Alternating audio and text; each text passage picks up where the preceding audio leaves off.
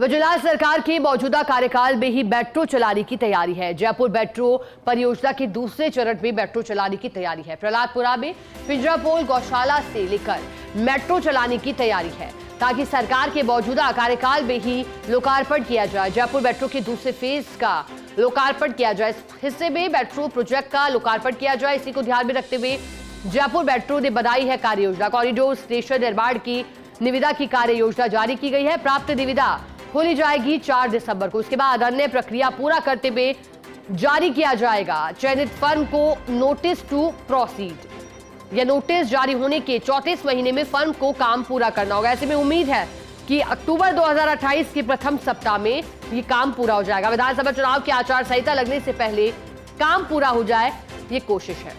गुजरात सरकार के मौजूदा कार्यकाल में ही मेट्रो चलाने की तैयारी है। जयपुर मेट्रो परियोजना के दूसरे चरण में मेट्रो चलाने की तैयारी है। प्रहलादपुरा से लेकर पिंजरापोल गौशाला तक मेट्रो चलाने की तैयारी है ताकि सरकार के मौजूदा कार्यकाल में ही लोकार्पण किया जाए। जयपुर मेट्रो के दूसरे चरण का किया जाए लोकार्पण।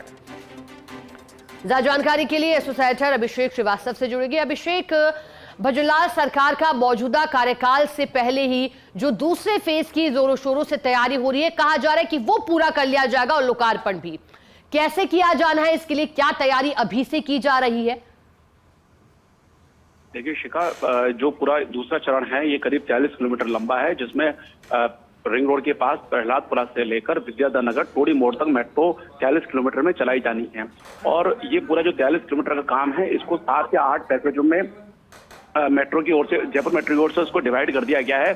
और जो पहला पैकेज है, जो कि प्रहलादपुरा से लेकर पिंजरापोल गौशाला तक है, इसकी निविदा भी जारी कर दी गई है। और निविदा जारी करके जो डेडलाइन जो तय की गई है, जिस हिसाब से डेडलाइन तय की गई है, वो ये बताती है कि ये लक्ष्य रखा गया है कि मौजूदा सरकार के कार्यकाल में, प्रदेश की जो भजनलाल सरकार है उनके मौजूदा कार्यकाल में ही इसका काम पूरा कर लिया जाए। और इसी के चलते जो 4 दिसंबर को ये टेंडर खोला जाएगा, लेकिन टेंडर खोलने से पहले शर्त यही है कि केंद्र सरकार से जो डीपीआर वहां लंबित है दूसरे चरण की, उस पर फाइनल मंजूरी मिल जाए।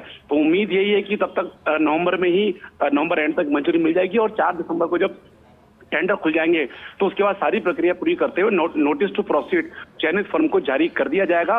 और जो अवधि रखी गई, जो पीरियड रखा गया काम पूरा करने का, वो 34 महीने का रखा गया है।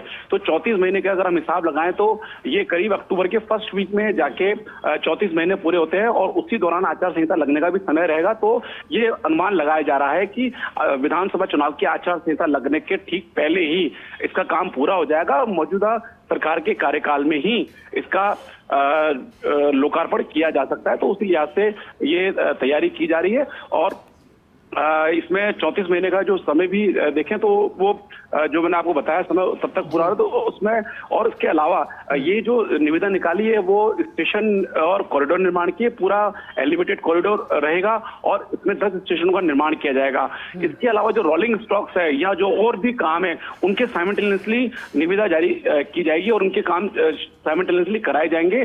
और सेफ्टी ऑडिट का जो काम है वो भी उसी दौरान कराया जाएगा। तो पूरी तरह से लक्ष्य यही है कि भजनलाल सरकार के मौजूदा कार्यकाल में ही इसका काम पूरा करके इसको शुरू कर दिया जाए। 11 किलोमीटर मेट्रो चला दी जाए। और उससे पहले जब 4 दिसंबर को टेंडर खोल दिया जाएगा तो उसके बाद कोशिश यही है कि जब सरकार अपनी दूसरी वर्षगांठ मना रही होगी तब इस कार्य का शिलान्यास किया जाए। तो इस तरह से पूरी तैयारी रखी गई है। और बड़ी बात इसमें यह भी है शिखा, कि जितने भी बाकी के जो पैकेज हैं उनको लेकर भी ये तैयारी है कि इसी नवंबर में सारे पैकेज की निविदा जारी कर दी जाए, ताकि ठीक है अभिषेक, बहुत शुक्रिया आपका साथ